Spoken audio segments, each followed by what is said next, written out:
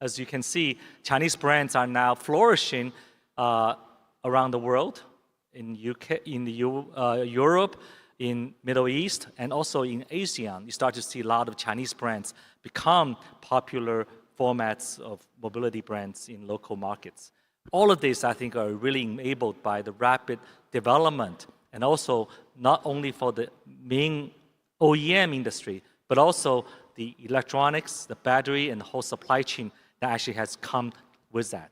I think Southeast Asia right now is the 5th largest automotive market if you look at sub-regions. So China, EU, US, Latin America, and then ASEAN.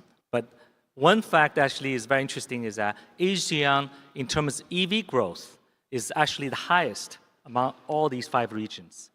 It's the only market with the EV growth that's higher than China's EV growth, which is very exciting.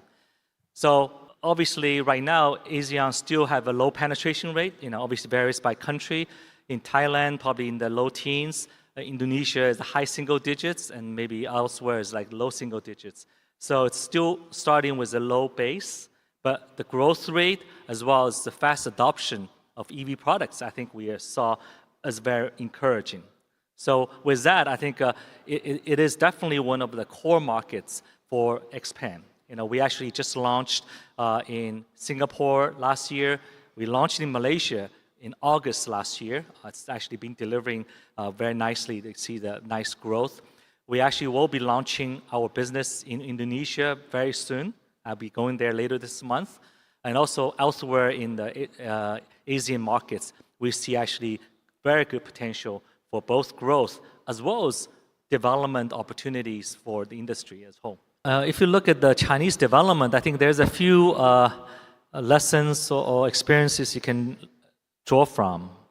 First of all, I think government does play a role shaping the industry. I think especially when the penetration rate of EV is very low, for example, in China, when it's like a low single digit, government's policies, support is very, very important to really encourage the early investment into that industry. Well, I think, first of all, I would say I'm actually very impressed by all the major markets I visited. The government and also the regulation has been quite supportive of EV growth. They see this as a mega trend. It's a long-term trend, and also it is industry policy that has been adopted to support the development of EV. To respond to the moderator's question on price war, we feel like you have to differentiate not just on price. If you're only competing on price, you already lost. Because obviously there are much bigger scale players that you're competing with.